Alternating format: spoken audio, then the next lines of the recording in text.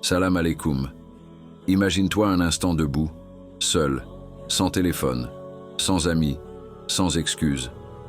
Devant toi, chaque parole que tu as prononcée, chaque regard que tu as posé, chaque intention cachée dans ton cœur, rien n'a été oublié, rien n'a été minimisé.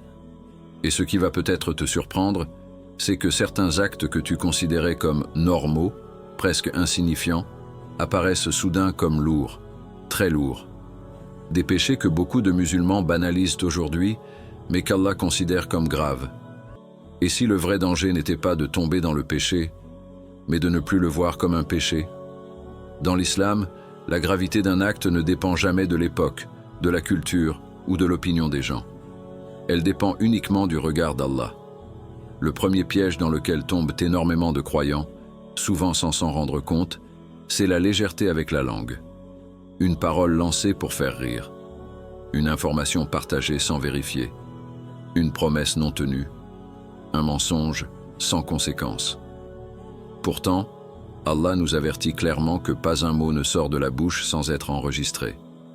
Le prophète paix et bénédiction soient sur lui a expliqué qu'un homme peut prononcer une parole à laquelle il ne donne aucune importance, et qu'elle soit pourtant la cause de sa chute en enfer. Dans notre quotidien saturé de discussions, de messages vocaux, de commentaires et de publications, la langue devient l'un des plus grands dangers pour la foi. Puis vient un péché encore plus répandu, au point d'être devenu presque socialement acceptable, la médisance.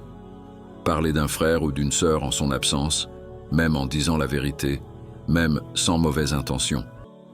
Allah ne se contente pas de l'interdire, il en donne une image volontairement choquante. Manger la chair de son frère mort.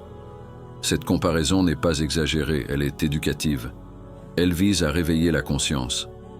Dans la vie quotidienne, la médisance se glisse dans les conversations banales, dans les discussions familiales, dans les échanges entre amis, parfois même sous couvert de religion ou de conseils. Et pourtant, ses conséquences sont dévastatrices. Le jour du jugement, ce ne sont pas des mots qui seront échangés, mais des hasanats. Un autre péché gravement minimisé concerne la prière. Pas forcément l'abandon total, mais le retard volontaire, la négligence répétée, le fait de la repousser sans raison valable. Beaucoup se rassurent en disant « je prie quand même ». Mais la prière n'est pas un détail dans l'islam, elle est le pilier central.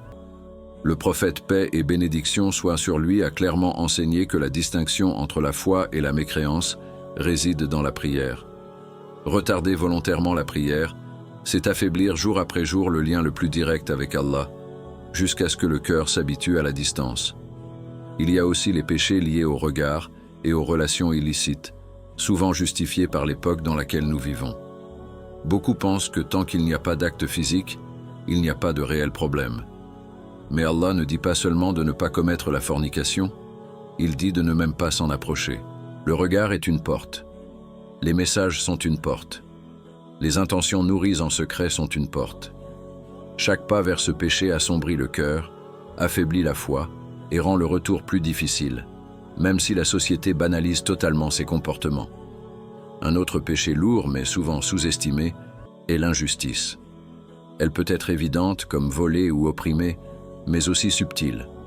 Être dur avec son conjoint, négliger les droits de ses parents, manipuler, tromper dans les affaires, profiter d'une position de force. Allah a interdit l'injustice à lui-même et l'a interdite entre les serviteurs. Le prophète paix et bénédiction, soit sur lui a averti que l'injustice sera des ténèbres le jour de la résurrection.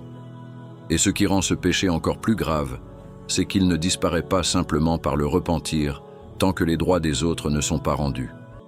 Il y a également un danger spirituel très discret, mais extrêmement destructeur, l'ostentation. Faire des actes d'adoration pour être vu, admiré, reconnu. À l'extérieur, l'acte est beau. À l'intérieur, l'intention est corrompue. Le prophète paix et bénédiction soient sur lui a expliqué que certaines personnes seront parmi les premières jugées et que leurs œuvres seront rejetées, car elles étaient destinées aux gens et non à Allah. À l'ère des réseaux sociaux, ce péché peut se glisser même dans les actes les plus nobles, sans que l'on s'en rende compte. Enfin, il y a ce péché que beaucoup ne considèrent même plus comme un danger. Persister volontairement dans le mal tout en se reposant sur la miséricorde d'Allah. Espérer le pardon sans repentir sincère.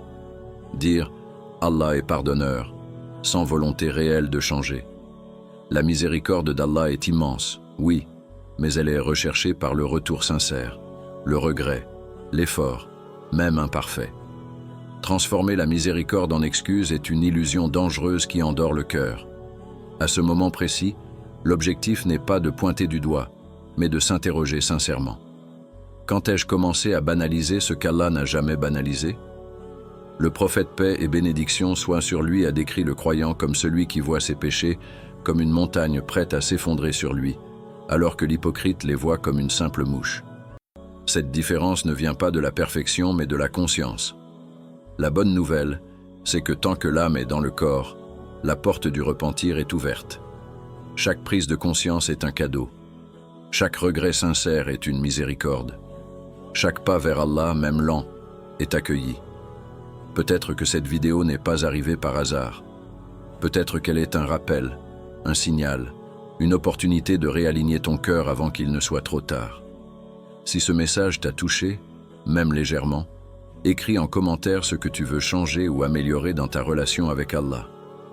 Aime cette vidéo pour que ce rappel atteigne d'autres cœurs et abonne-toi pour continuer ce chemin ensemble, avec des rappels qui nourrissent la foi et réveillent les consciences, par la permission d'Allah.